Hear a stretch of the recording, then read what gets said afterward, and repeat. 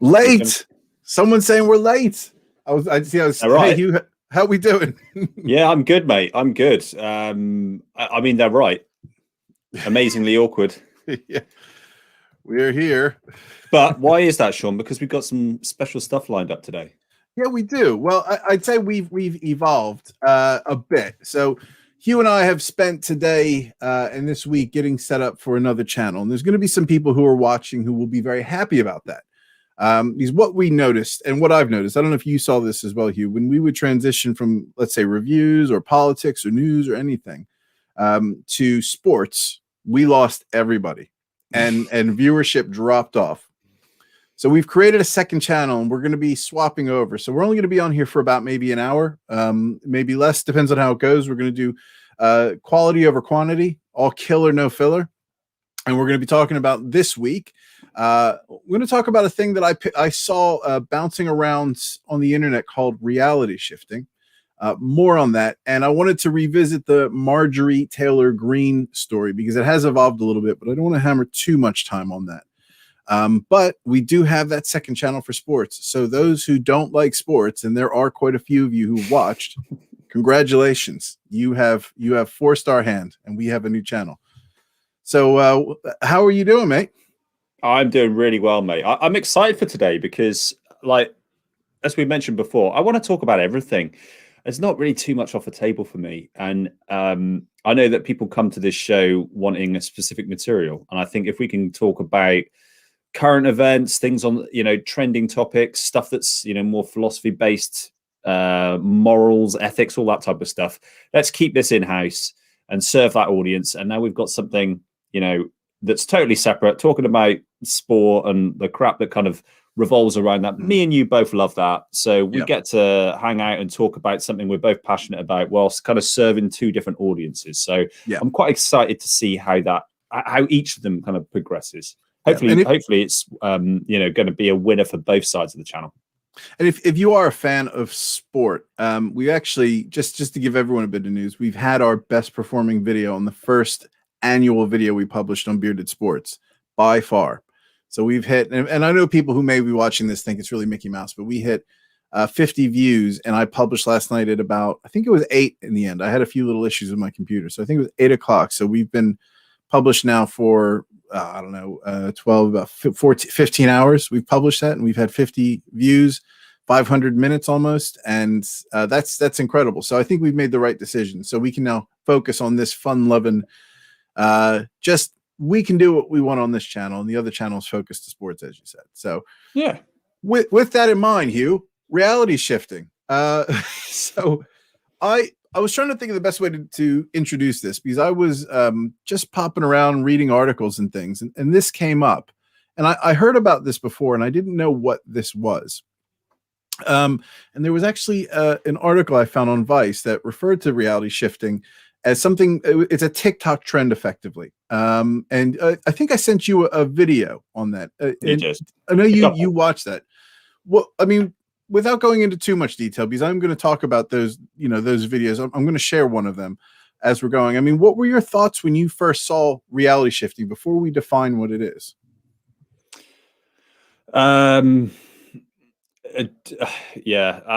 Without going into too much detail, I think it's almost a nothingness, to be honest with you. I think dreams are, the reality that we create in our head is something we can do when we're awake or when we're asleep, and we currently do that anyway. It's someone labeling something. I'm not. It's a fascinating thing to talk about. I don't think too highly of it, put it that way. Okay, I have a few thoughts as to what it is, but what I wanted to do is I wanted to first share an article that I saw, and I think the article does a good job of really highlighting or introducing it. And then I've got a few, or at least one short video, which kind of goes into some tips and tricks on how to do this. Just waiting for the screen to pop up. Okay, so this is where I went to first. What is reality shifting and why is it taking over TikTok? And it's a TikTok trend. And what I'll say from what I've read from people who are hardcore reality shifters is they've sort of watered down, or they've I guess they've minimized to some people what it is. So just to kind of give you a few bits in among these videos of Tom Felton, who is probably the biggest reality shifting TikToker. He describes shifting is moving your consciousness from one reality to another reality. You train yourself to shift into an entirely different reality, such as Hogwarts. And Hogwarts comes up quite a bit when I was doing some reading around about this. So people believe they can shift themselves to Hogwarts. So as an example, scientists, some theoretical physicists will believe that it's possible that there are multiple universes, parallel universes. And the idea, somebody here on TikTok or somebody has decided that if I put myself into some sort of a meditative state, I can actually take my consciousness somewhere else. And this is where you can train yourself to shift into an entirely different reality, such as Hogwarts. And then there was a few comments from people. So Helen 15 is a member of the shifting community from Ireland. There's always got to be a community. I saw a lot of stuff on TikTok about shifting around a month ago, and this was the first I've heard of it. I became very interested in it. I was confused at the idea of it at first, but I have a deeper understanding of it now that I have shifted myself, she explains. Shifting is a very strange experience. It is like an extremely vivid dream, yet it's more real than any dream I've ever had. Before I plan on shifting, I write myself a script in the Notes app on my phone in which I plan exactly what happens in the desired reality. This makes it easier to visualize exactly what I want to happen. So I might script that I want to go to Hogwarts, and for Draco, who I think is the TikToker, I sound like such an old man, to be my boyfriend, or that he will flirt with me. He's a character. Draco is a character in Harry Potter, right? Oh, is it? This is going to be controversial. I've never watched Harry Potter.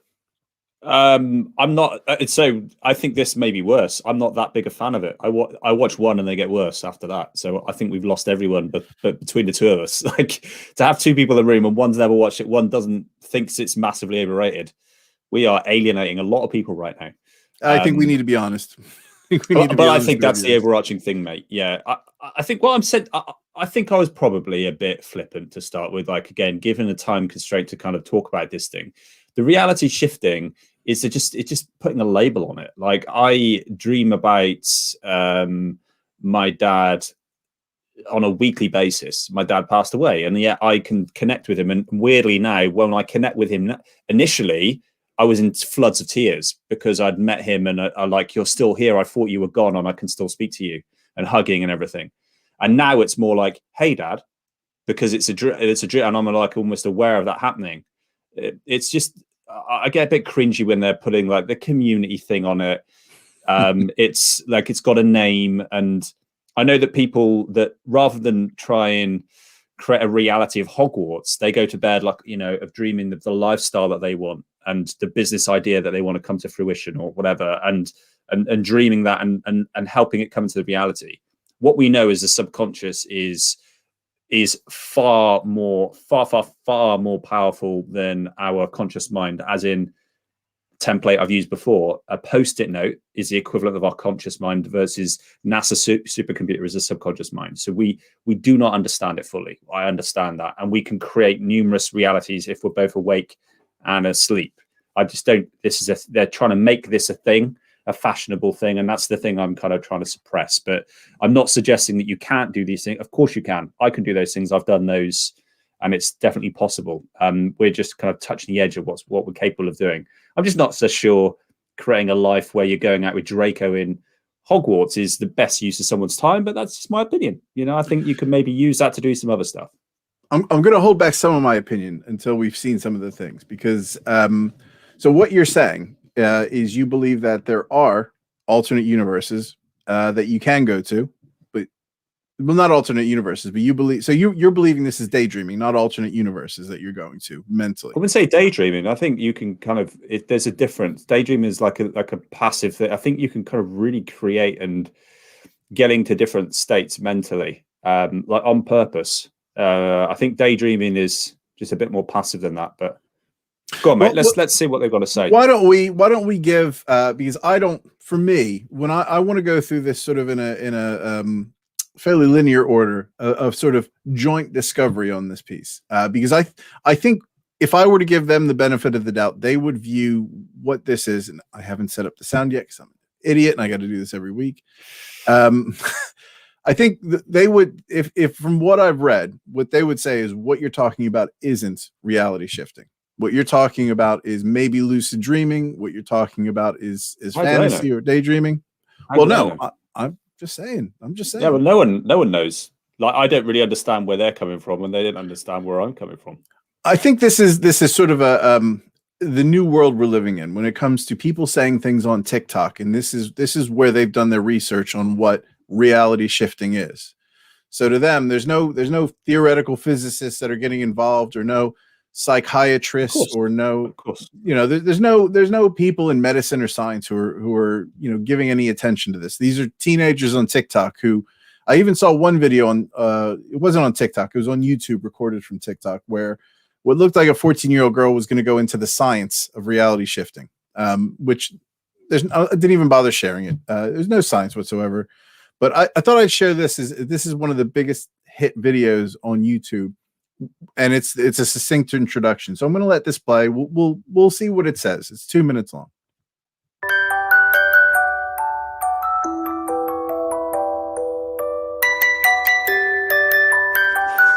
High production value. So it's not new.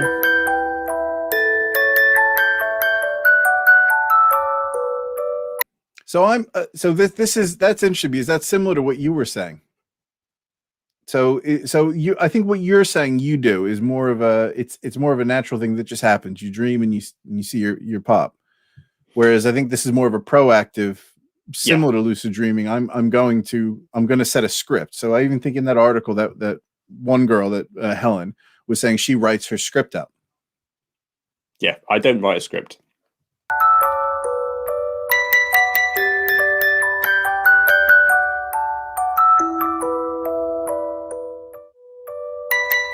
Pause if needed. Was there that much that I needed to take a moment?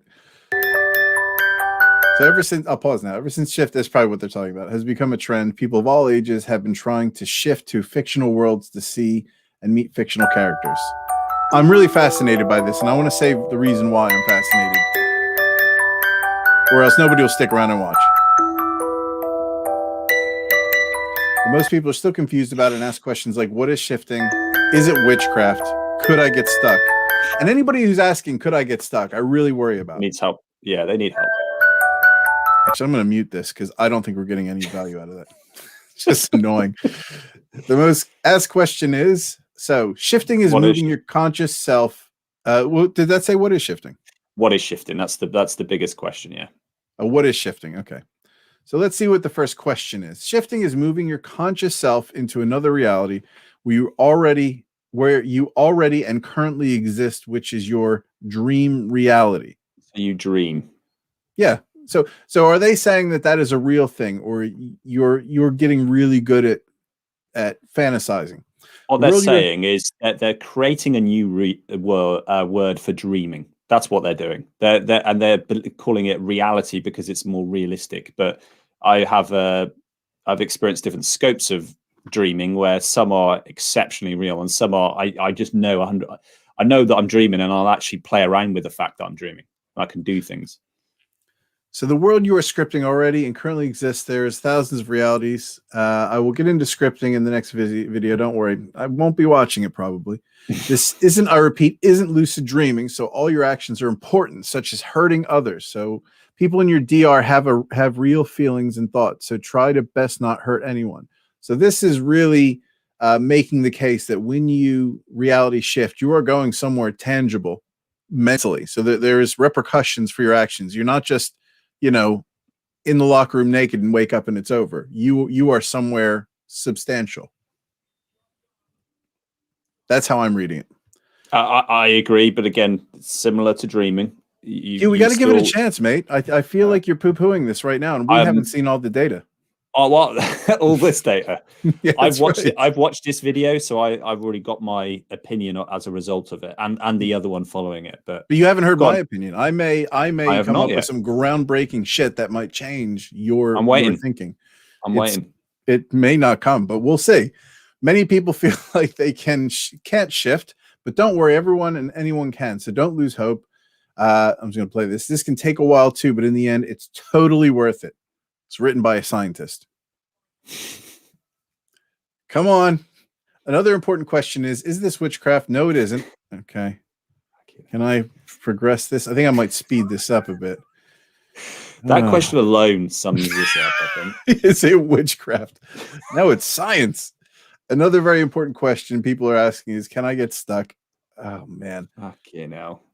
It's an interesting indicator of what it's like being a kid now, what it's like being young now.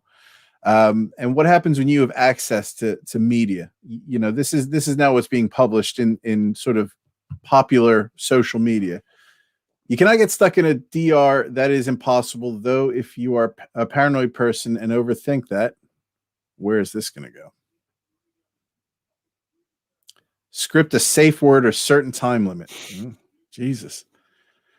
Again, I'll get into scripting in the next video. So I'm going to leave it at that. Make sure to leave questions in the comments. So that was again, I thought it was important that we reviewed that so we understood how people are viewing it. So when I look at that, and what I find interesting about that, and I think about where young people are, even us, where we're going right now. It's almost they've kind of discovered imagination. They've had their face in screens for so long. I think they've discovered imagination. You know what Sesame Street used to talk about.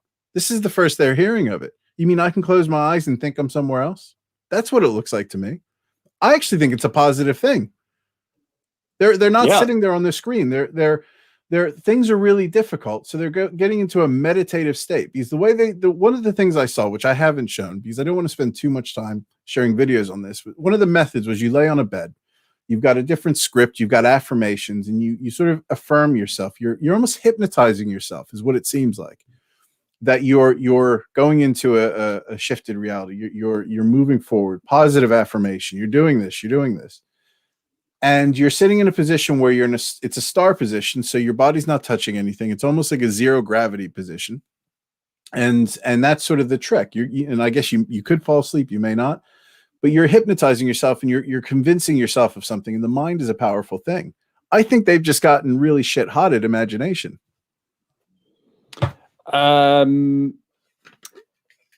Okay, so overall, I agree with you. I think it's a really positive thing. I think that for us to explore our subconscious mind is a very healthy way to spend our time.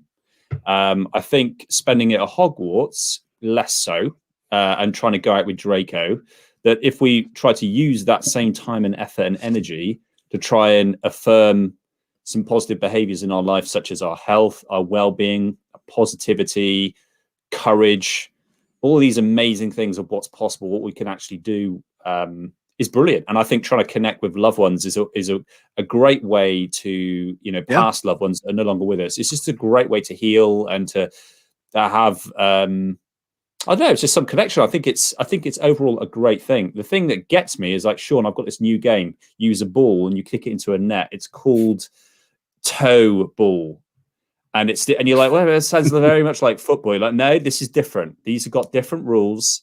Do you want to be part of the toe ball community? Because it's just kicking off right. And it's like, it's just, it like raises the hackles on the back of my neck because it's this fabricated imagination thing that no one can prove for or against. It's like, well, you can't, the counter argument is that you just don't understand it. You haven't been there, so you don't know. But, you can't prove that you've been there and you can just be talking a lot of horse shit. And that actually I might have far more DR than you that I've experienced in my life. And neither of us can back that up. So it's kind of like that religion debate is going back and forth, and Islam, Christianity, which one's right, which one's wrong. It's like neither of them can disprove the other one. Neither of them can prove the other one. So you're in this like cycle thing. But let's just step back a minute and look at Islam, look at Christianity, look at what makes it up. And are there some positive things in that? Can we take? Oh, yeah, absolutely. It's just the community thing. It's the disproving. It's the I'm in this club thing, and it's a fashionable TikTok-y thing that I'm just a bit old manish on. And that was my initial reaction. But the more I thought about it, the more I think what does skew it a bit is the whole framework of TikTok.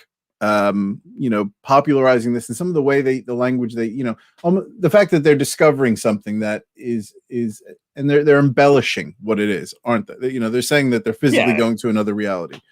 But the way I look at it is it's almost like it's almost like they discovered how you and I used to wank. We never had porn, and we used to think about stuff, and now they've used to. It's almost like yeah, that's right. No, but that was the thing. Like when you were a kid, like if you wanted to let's get out of the whole wank realm. But when you wanted to when you were in a car ride or you were daydreaming about doing well in sports, that's kind of what it is to me. And even though they sort of repackaged it in this reality shifting framework, I think it's an incredible thing because there's just so many kids and young people, older people that are just nose deep in their phones. And now they're talking about ways that you can, find an escape that isn't misinformation and isn't social media. It's an escape that is you exploring what your mind can do and how you can find that sort of safe zone within yourself. I think it's really good. I think you're sorry, Sean, to cut you off, but the reason I wanted to cut you off is because I think you're underplaying it. I think it's better than what you're suggesting because it isn't the same as me and you thinking about being the next football star or dreaming about our next sexual interaction. It's a deliberate effort to try and be somewhere else in your subconscious mind, and there is so much power to that, and I totally believe that. People, I've heard again anecdotally, supposedly there's science-based evidence. What's his name? It's Joe. It's not Joe DeSena because he's the Spartan guy. Joe Dispenza, I think. I'll have to find it. But there's a guy that talks about the power of the mind through meditation, healing, and I believe that. I genuinely believe all this type of stuff. And I just think it's a little wasteful what they're doing, going somewhere else. The thing I just want to add to that now as well is that Hogwarts isn't a great use of your time. You could use this effort to try and really progress your life or do some really meaningful change in it. But the thing I don't like, my point, is this escape from reality, which is, I think, a bit of the curse of modern society, that we can't sit with our problems. We can't sit with our own reality. Why bother worrying about Hogwarts, some fictitious place, and sort your own life out? Like, transform it into something amazing. Like, live the dream life right now. Focus on changing that, not trying to run away from it and exist somewhere else. I think that ethos I don't like. So there are a number of things I really like about it, but there are a number of things I don't, which I think is coming through. So sorry to cut you off, mate, but no. I think there's a good point, because I would counter that a bit. Say not everything you do is about self-betterment. So when you watch the United game, you could be doing other things with your time. And if I compare that sort of activity if I watch Harry Potter, in a way, so when we watch a good film, and we've talked about this when we've done our reviews before, some of the better TV shows and films create a world or an environment that you wish you were there. And that's why you like it. Yeah. And that is kind of what you're doing without television. It's kind of what you envision people, in the 1930s, young people going to bed at night, just to sort of pass the time, would put themselves in a different place in lieu of TV. And for me, I think that there's a danger in anything being done too much, but we're simply talking about people reconnecting with what it's like to be human, in my view. And they're doing it in a really weird way through through TikTok and through these digital mediums, and by rebranding it something else. Yeah, I would largely agree with what you state there. My big gasp whilst you were talking was, it just dawned on me, where I think it's maybe fashionable as well, is The Queen's Gambit on Netflix. Have you watched it? No. Okay, definitely watch that series. It's fantastic, about a female chess player. It's about, I think, 6 or 7 episodes. Each one's about an hour. The girl from woman from Game of Thrones, the woman who was queen. It is. So. Have you seen Game of Thrones? I have. Yeah, I don't. So the king's wife, the real beautiful girl. Isn't that the same one? Don't think it is, mate. I'm pretty sure it isn't. The main girl in it isn't anyway. So brilliant series, and the girl in it is an orphan, and she got so in episode 1, this is no spoiler, straight away she's an orphan, goes to an orphanage, and they make, and this is, whoa, what date are we in now? Maybe 1920s or something. It was like set back in the day, so it's aesthetically beautiful. The film is really well shot, but it's this story about this woman who's given, like, as a kid, she's given drugs, and she's given healthy, like, vitamins, and then like not hallucinogenics, but basically like some kind of pain relieving to suppress their behavior, like was it ADHD type of thing. So and supposedly this was what they did back in the day. They made kids take medication to kind of calm them down. And one of her friends said, don't do it during the day because you'll get high, do it at night. So she starts popping them at night, and then having these imaginations of chess games when she starts learning it and she starts reading chess positions and moves off the ceiling, and it's a current thing throughout. Now that's not DR as what I've just read there. It's not a complete like for like there, but there's this thing about getting in a particular state and then going to a different reality, in this case off the ceiling, and playing a game of chess and seeing different moves and working her out. When she has a problem, she then goes and saves a couple of pills up, pops them, and then like looks up at the ceiling and kind of works this stuff out. So I don't know if there's anything. It sounds like there's some crossover there at the very least. There's some correlation with what's going on, and that's been quite a big hit on Netflix. Definitely, I'd recommend watching anyway. It's a cool series, but yeah, some subconscious kind of training going on. I mean, it's just, we're so untapped at that level, and you hear a lot of successful people talk about the power of the mind and visualization. I believe in that stuff, very much so. But yeah, fascinating topic. Yeah, I think what skews it a bit, and I kind of, my view is, I if I had a kid, I'd encourage it to a degree. Totally. I find what I find the most fascinating about all of this is we've gotten to a point in the digital age where we're getting so tired of looking at our screens now. Because we've talked about how we deal with social media and how it's an absolute monster right now, and how we regulate it, without taking people's rights away. And we've gone down all these roads that we're just not prepared to deal with. But we spend so much time looking at our devices and interacting digitally. Now we're actually coming full circle, like many fashions, and we're starting to discover things that are away from the digital. I just find it just endlessly fascinating that young people unprompted are now looking at mediums and ways to experience life without being nose deep in a device. I think that's really cool. I agree with you. I wholeheartedly agree with that point, and I think it's a healthy move away. Just a little caveat to it is that concern I made about just avoiding reality thing, and I think that is it's another kind of almost excuse not to be present, I'd like a little bit more of that, I think. But it's a healthier step to step away from that, to actually write down this reality that they want. There's definitely presentness in some of that actions, depending on what they write, I suppose. But yeah, I just don't like the constant, I need something to fill my attention that isn't right now, right here, being with myself. I think that's a trouble in our, it's a cause of a lot of issues in our modern society. I think you're looking at that from the frame of an adult, though. I don't think that children need. Yeah, maybe you're right. And I think that's very true. I think it's a skill that I don't even, I'm constantly so even when I'm laying there, and this is something I'm trying to get back to. When I was at my healthiest point, I was never totally present in doing nothing. But when I was mentally the healthiest, when I was going to bed, I would be thinking about things and planning things, and I would fall asleep just sort of, thinking about things I wanted to do, or even daydreaming myself to sleep. And I felt really great when I was doing that. And that's something that I've kind of forgotten how to do. I tend to, when I tend to doze off at night and I can't fall asleep, it's a habit I'm trying to break, which is grab my device. It was an anxiety trigger that saved me from having panic attacks, but now it's become a bit of a crutch. And I have to work every night to keep the device away and only use it if I feel like, okay, I'm going to really have trouble falling asleep. I'm going to, there's a point for me where if I don't grab that, I'm going to be awake for 2 or 3 hours. Whereas if I can engross myself in something, I'll fall asleep within a half hour. Yeah. I take your point. I think that from someone that like meditates every single day, like at least 20 minutes, most is probably like half an hour. I'll try and do it twice a day. I always do it in the morning, and most of the time in the afternoon, but not always.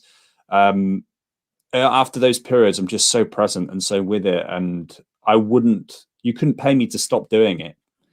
And yet my mind still runs, and I still want it filled with football and other things. And so I'm saying that I'm very far from any enlightened being, and I'll never get there, and I'm not really wanting to, but I can acknowledge how far I am away, and when I try and block my mind up with distractions. So I'm someone that tries to improve that actively every single day, twice a day. So I know people that don't do any meditating or any practices in any form of that with modern society, internet, social media, TV, Netflix. It's it's just easy. It's just far easier to be distracted than it is just to be with yourself. So it's just I suppose an underlying concern of mine, really. But yeah, no, overall, mate, I was flippant to start with. I think this is a more healthier thing than not. I just don't like the fashion side of it. Yeah, I was pretty flippant about it too. I thought it was a joke when I saw it, but it's made me think, which I never thought it'd be possible that we're going to see, things start turning away from maybe social media a bit in the future. Maybe we'll see those small phone devices that aren't internet devices, people spending, using tablets, as and when they sit down to communicate. There people are going to be messaging each other, and they're probably going to have some sort of a, WhatsApp will always be a thing, but it makes me think that we're if young people are doing this, I wonder if we're starting to turn the corner and some of these social media things are going to become out of fashion, more news sources than they are interaction pieces. But time will tell. No idea. Can't predict the future. Yeah, absolutely, mate. Agreement. So I thought we would revisit one of the things we discussed last week. Do you recall a Ms. Marjorie Taylor Greene? I do indeed. And spoiler alert, the video you may or may not be bringing up right now, I watched as well. So I kind of did some advanced work on that, just watching her 10-minute speech as she exits Congress. Is that right? So this was the framework on it, and I'm just gonna add a little boom. There we go. There was a vote in the House of Representatives. So she's not a senator and not in Congress. So there's Congress, and then there's the House of Representatives. So what the House, and just for anybody who's watching who may be new to this, the House of Representatives, if you're in the UK, is similar to an MP. So there's something like, was there 200 House of Reps? So there's multiple ones for the state, whereas Congress, there's 2 senators for each state. So Congress, I think, is considered a bigger, more grandiose position. House of Representatives. That's fair enough. Which is why you see people like Marjorie getting in, getting elected. It would not be as easy for her to get voted into Congress. And this past week, with all of the things that have come to light, to the point that the Republican Party couldn't really ignore some of the shit she was saying, they put a resolution across the floor to vote to have her removed from all committees. So I don't think they wanted to impeach her. I think people did want to impeach her. I think people wanted the Republican Party to drop her, convince her to resign. That didn't happen, which I'm kind of happy that didn't happen. That's not their place. That's the voters voted her in, right or wrong. She won't be reelected again if it's a problem. But they went ahead and had a vote to remove her from committees. I think she was on the Education Committee, and the vote passed that she was removed from all committees. I'm paraphrasing a bit, but that is generally what happened. And the speech that you saw, which I'm going to share some parts of it because I wanted to get your thoughts, but there was a few bits in it that I thought were interesting to bring up. Cool. Okay. Where are you? Yeah, there was quite a lot to go through on it. So yeah, I'm quite glad that you've picked some specific talking points. Yeah, there was one point. I think I started it at 6:44 in. Here we go. There we go. I'm more organized than I thought. I am slowly.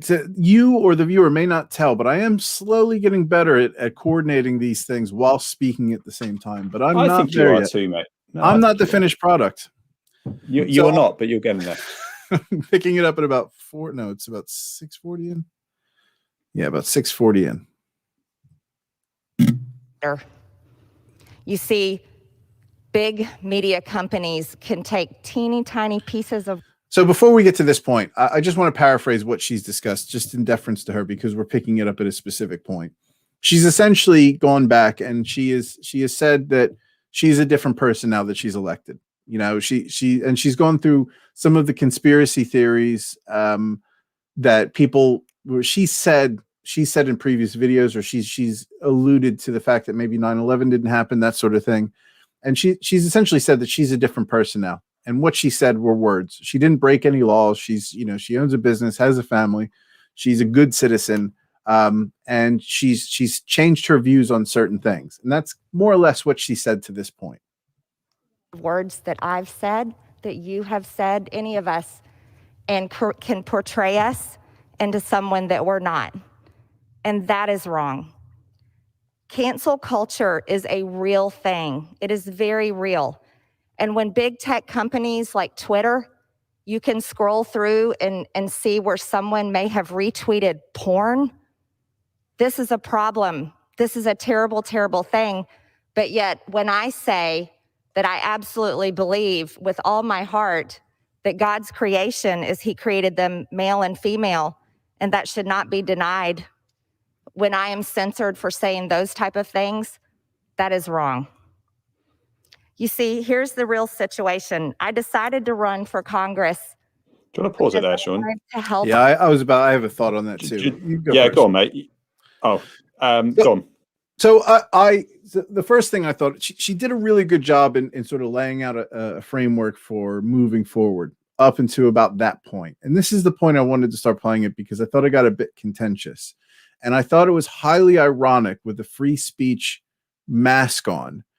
She's talking about why we should censor some things, but not others. And I found that a bit hypocritical in some ways. So she's talking about people that have shared porn on Twitter, how that's okay. But if I say something, which she's not added the context with which she said things. So even that representation of things she said are not really accurate to what she said.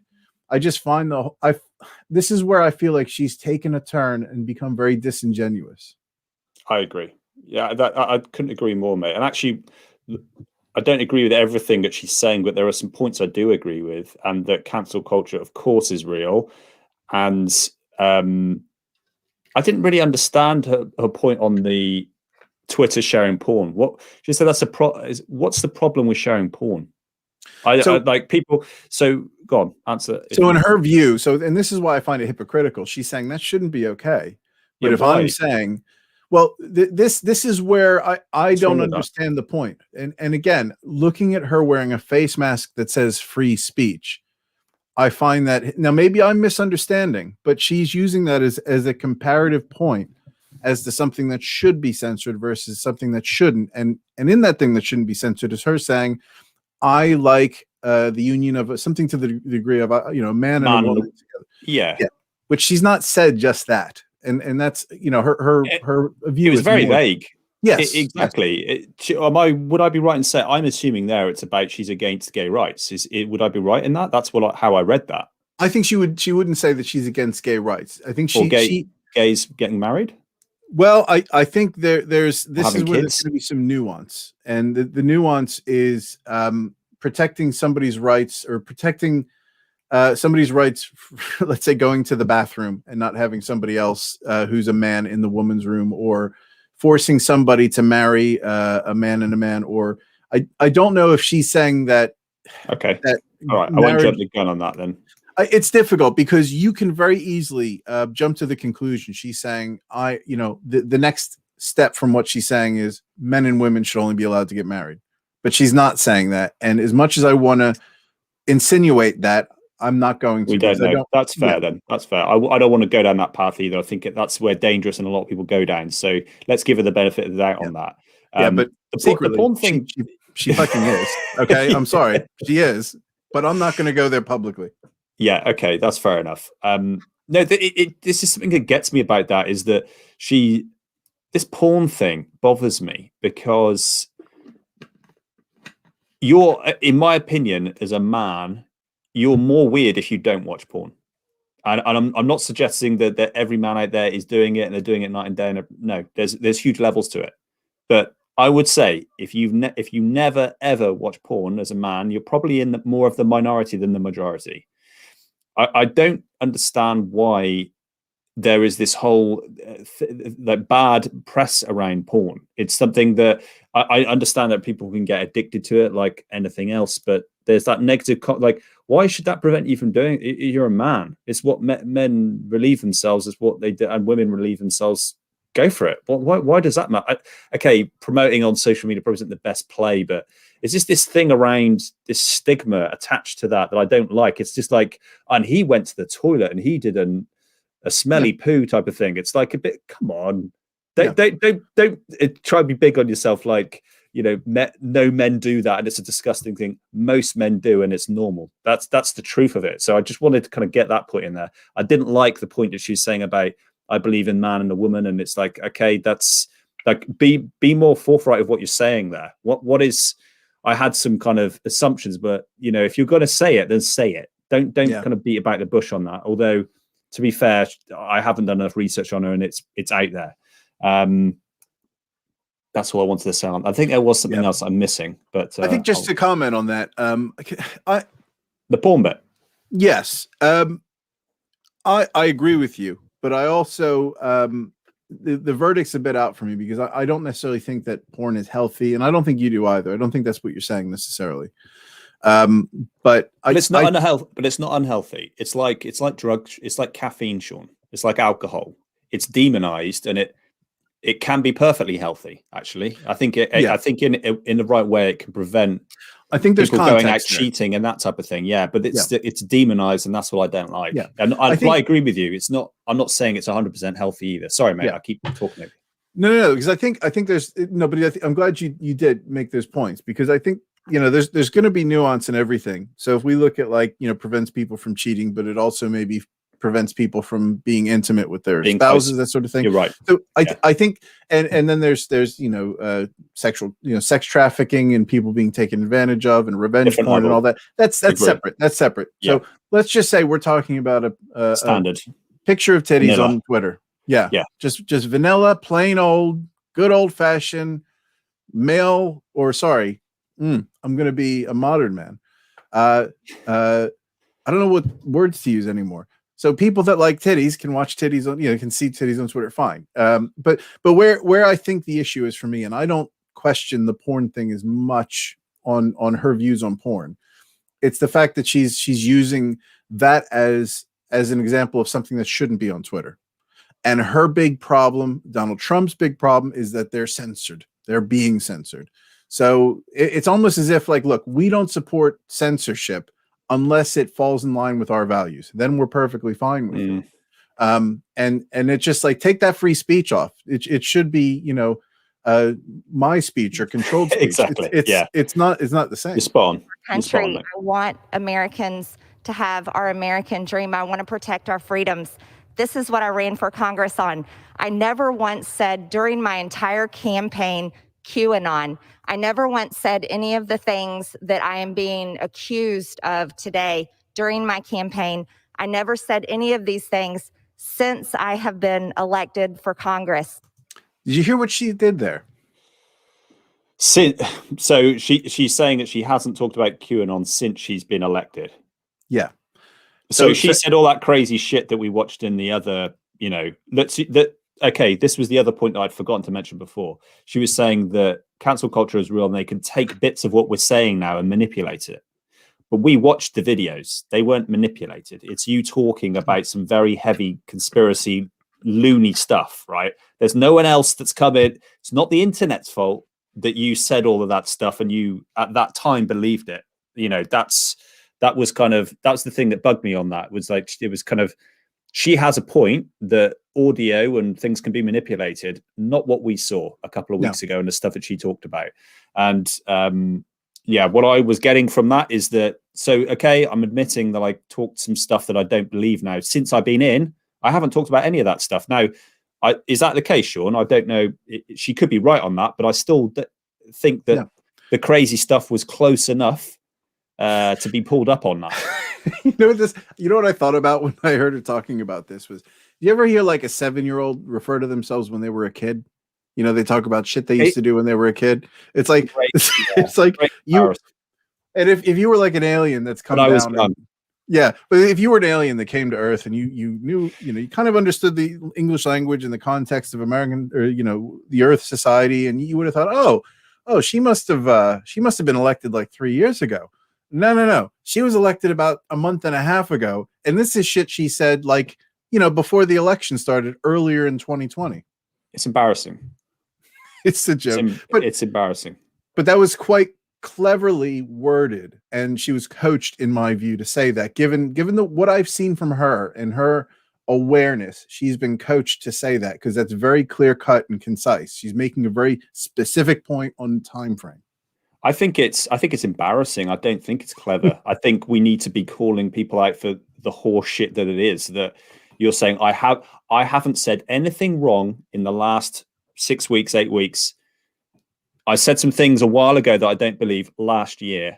That's a joke. And like, I think that it's insulting to our intelligence to make that statement. But it is clever for what she's trying to accomplish. She's trying to move this behind her, and it is feasible. So let's say that she's had a whirlwind 6 weeks. Is it possible for somebody to have a moment of clarity in 6 weeks and learn? Now, I'm not saying she has, but if we're giving her the benefit of the doubt, it's perfectly reasonable now. She's in this position. She's going to the House of Representatives. She's speaking with people working on sort of higher level government positions that she's been sort of advocating against to a certain degree. And she now has a new perspective, and she's making, now I'm not saying that's the case, but this is the framework they're building on her speech. That was the old me. This is the new me. And that's why it's, the language is clever, because you can break down, any pundit can break down what she's saying, and she can very much say, yeah, that was me before. If you listen to what I've said, it's since I've been campaigning, since I've been here, this is my view, and you have to judge me on my view now. She's opened it with cancel culture. It's very much like a lawyer helped to write this. So this is the before, this is the after. We all agree cancel culture is shit. Let's not, you and I, participate in cancel culture, and let's focus on me now, not me before. Yeah, it's very inhumane. It's lawyer speak. It's factually correct, yet insulting. And I'll stand by that. Yeah, and I'm not disagreeing with you, but I'm saying for what she's doing, the craft in what she's doing, or the people that have been working with her, what they're doing, they're giving her a chance to stay in this job with this speech. Just front it. Just take it. These were words of the past, and these things do not represent me. Yeah. They do not represent my district, and they do not represent my values. See, what I the reason I don't respect it, I respect the strategy. So there's times in politics, and this is not as somebody who's a voter or somebody who likes the strategy personally from a government standpoint, but from a strategical standpoint, if I was hired to help get her out of this, man, they have done the best possible job of putting her in a position to be able to keep her job and move on from this with the way she's talking about this. And that's the bit that I think, yeah, you've done as good as you could with this. I understand and I agree with you, but that doesn't, I can't side with its, you know, I can't support it. I just wish, I wish there was just a more honesty. Like you said a few moments ago, there's like, it's disingenuous, and that's what I'm seeing. Just someone I can't, you're now a different person from what you said months ago. Can that happen? Of course it can. Like a death in the family, horrendous event. I could totally change your personality forever. Yeah. That can be done. But what you were saying before is kind of concerning, because it wasn't that long ago. And I think that's the thing that bothers me. I think people should, there's nothing wrong with changing your mind and changing your opinion on it. It's just that it was quite out there what she was saying, and it wasn't that long ago. So it's very hard. You're fighting a hard battle to try and convince people genuinely that you are a totally different person as a result. Yeah, it is taking a shit sandwich and making it look and packaging it like a really good sloppy Joe.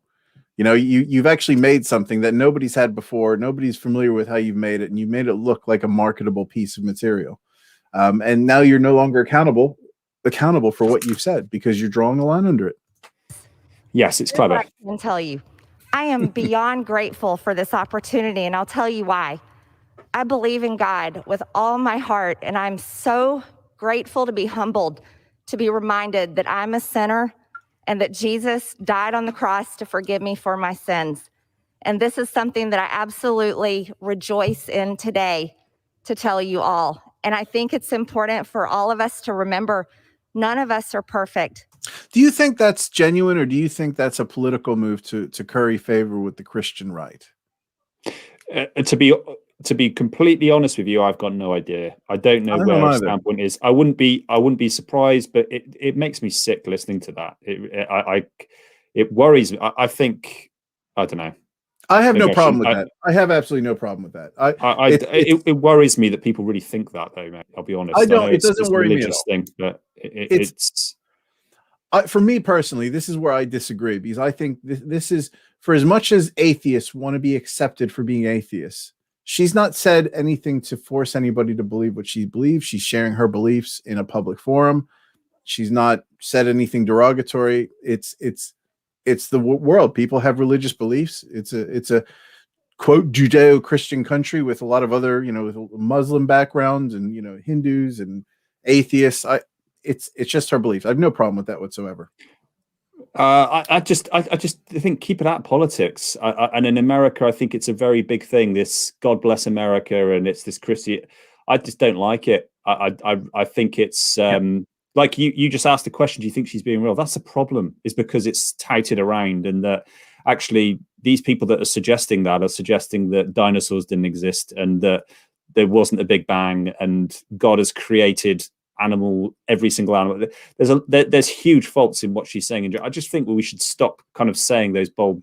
It really hasn't got.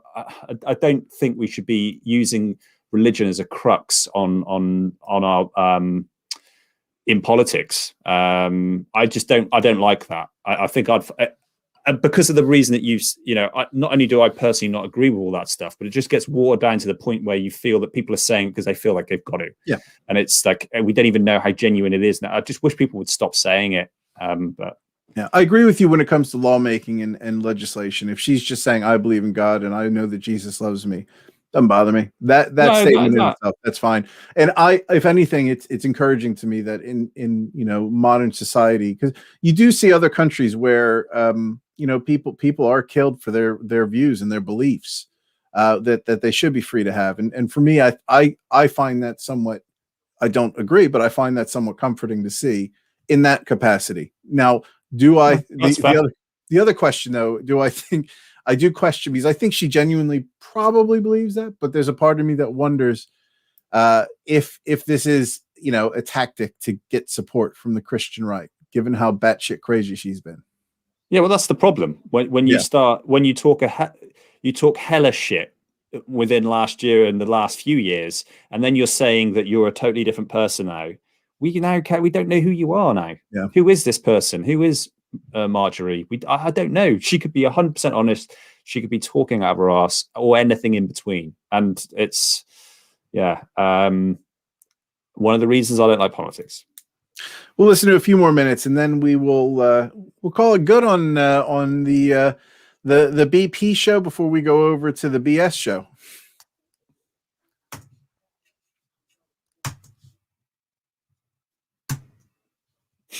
Froze. There we go. None of us are, and none of us can even come close to earning our way into heaven just by our acts and our works. But it's only through the grace of God. And this is why I will tell you, as a member of this Congress, the 117th Congress, I'm a passionate person. I'm a competitor. I'm a fighter. I will work with you for good things for the people of this country. But the things I will not stand for is abortion. I think it's the worst thing this country has ever committed. And if we are to say in God we trust, how do we murder God's creation in the womb? Another thing I will say to this body is I want to work with all of you for our people. It should be America first always, always, and there's nothing wrong with that. And if this Congress is to tolerate members that condone riots that have hurt American people, attack police officers, occupied federal property, burned businesses and cities, but yet wants to condemn me and crucify me in the public square for words that I said and I regret a few years ago, then I think we are in a real big problem, a very big problem. I have a problem with that. I have a problem with that statement, though. So this is where I've really lost her, and I think I'm going to leave it at that for playing this back. Unless you had anything else you wanted to pick up on, but where I struggle with this is I find again a lot of what she's saying is very hypocritical, because she raises the point that she raises a few out of context, or she cherry picks certain instances or areas where, let's say, things have happened from the left that are wrong. And then in the same breath, she then starts to talk about how she's vilified for the shit she's saying, when you could quite easily say a lot of the shit she's saying is responsible for some of the problems and some of the animosity that's happening in the world. Some of the left and right is very much down to her willingness and freedom in the past. And I know she's asking us not to look at the past, but she's talking about shit that's happened in the past. Yeah. So I have to refer to her talking about shit that she's talked about before. And her just saying shit, having a following, she's creating those issues. And I feel like at this stage, all of the good shit that she has said. Now, when I say good shit, I'm not saying that she's saying, I find that she's vindicated. I'm saying all of the right noises she's made to put this to bed so you and I can stop talking about this has pretty much been undone, because now she's reverted back to, don't listen to what I said. That's not the problem. The problem are what these other people are doing here on the other side. And it just goes to show that she just doesn't understand, the importance of words. And she also doesn't understand that, this society that she's reflecting or she's talking about is made up of more than one incident or more than one group of people. I can say in Portland, there was a left-wing Antifa attack, but that doesn't represent what people who are, quote, on the left believe, or somebody who is left-leaning. Yeah. And I just find that it's still the same Marjorie, just she knows she can't say this shit now. And that was the point that I thought, okay, yeah, we really haven't learned anything. I think you've really summarized it well, Sean. I agree with everything you said, mate. I don't really want to add too much more than that. I think you're spot on. Well, mate, that was an interesting show this week for Bearded Philosophy. I think next week we're talking about possibly a return of Cobra Kai. Yeah, mate. I tell you what, I've started watching season 3. I say started. I'm now on episode 9 of 10. I'm on the last 2, and I don't know what's wrong with me, but I absolutely love it, and I'm looking forward to talking about it. You're not alone. It's a bit of a thing now. I've been left behind. You clearly have the awareness of what most people have, which it's a great show. The good news is I can watch this show whilst I'm having a shit in the background, and I'm not even have to pay attention to it too much. I'm going to be able to pick up on every little nuance of that show. No, it's not a bad thing. It's easy to digest. I can do the dishes and have it on in the background, be talking on the phone, and I won't miss a thing. I could literally watch the first and last 10 minutes of every episode, and I'll be up to speed. No, there's no way. Way more nuanced than that. You know what? As a challenge, I should do that. I should watch the first and last 10 minutes of every show and see if I'm able to keep up to speed with Cobra Kai, and not tell you. Yeah, of course you would. Of course you would. You would miss little bits, but nothing. You would be pretty much there. I'm being harsh. And just to recap on my views on that, I feel like it could have been so much better, but maybe it'll get better. Maybe you've seen a turnaround. I'll just say something, just to kind of put a little cliffer in there, mate, for you and for other people. That episode 9. So we're now in season 3. It's been 30 episodes. I think there've been 10 across the board. Can you remember who Ali was? Ali was his girlfriend. Yeah, she was. So she was out with Johnny, and then Daniel's son in the original Karate Kid comes in. They fight, and then Ali jumps in his arms at the end, right? So Ali has made her first appearance in season 3, episode 9. Really? How's she looking? Mate, looking great. And you know what? She has sit down with Johnny. They go for they meet up. And this is where it gets me, is that they show the shots of them back. I don't know how old they were when they're filming that, by the way. They're supposed to be in high school, right? But they're maybe late teens, early 20s. I've got no idea, but they're young, youthful. You see their face, and they're just, their whole lives are ahead of them. And then they go to now, and they're sat in front of you, like, she's looking great, but she's older, and so is Johnny, and he's got the wrinkles in his face and everything. And there's just something very real about it, because I remember watching Karate Kid as a kid and being so young, and the whole future's ahead of you, and then suddenly this series is attaching itself to Karate Kid. It's this story that's now 30 years old or whatever it is, and you're like part of that, and you're seeing it. You've got they actually show you the pictures of them before and after, and it's something very, I don't know, nostalgic, and also life affirming, and also a little scary, like, God, like life is ticking up. It makes you think. The storyline is horrendous, but the way it catches you with the same characters are coming in, it grabs a hold of you. I can't stop watching it. That summarizes my disappointment with the last one. I wonder if the first one they kind of did on the cheap, thinking, yeah, it'll just be a one-off. And then people started watching it, and they're like, fuck, we need to hire some real writers for this. And I actually started to look at the I don't think that's done, mate. Watch season 3. I don't think they've got an immense team of writers. It's more of the same, but yeah. I can't help but I love it, mate. I'm binge watching it on my cross trainer at the moment. So yeah, I'm looking. I know I've discussed it a bit there, but just wanted to leave that in there, because these characters keep dotting back in. And you're like, oh, I wonder what you said, or what she looked like. It's intriguing, right? And you get to see her, and you get to see the before and afters and stuff. So it's interesting. Well, I think next week we do season 2 next week, and season 3 the week after, along with any other business, any other, I didn't bring it up, but Rudy got sued by the other, which I didn't bring up. That's all it is. Yeah. Just to jump in really quick, Rudy got sued along with another. It was Dominion, and I forget what the other voting system is. There was 2. So they're both going after him now. The other one, they went after everybody in the lawsuit, and it was like $2.8 billion he was sued for from this other company. So, yeah, Rudy's going to be living on his pension pretty soon, his state pension. We'll see how he gets by. So anyway, thank you everybody for tuning in. So yeah, these shows are going to be a bit shorter. So if you want to jump in a bit earlier than you normally do, because we want to focus more on sports. That's what the fans want. And we're going to be moving over to the Bearded Sports channel next. We're going to do this every week. But if you want to follow us, again, we have our socials down here. I'm going to have to change that to coming soon, because I did post things on Instagram. But if you want to follow us on Twitter and Periscope, Bearded Philoso 1, Facebook, Bearded Philosophy, and coming soon, more Instagram. But the Bearded Philosophy email is the same email for Bearded Sports. So the Bearded Sports is under the same. So it's our branding. It's our conglomerate.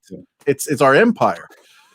So there you have it. So we're moving over to Bearded Sports. Thank you, everybody. Hugh, we'll speak to you in about 5 minutes. See you in 5. All right. Take care, everybody.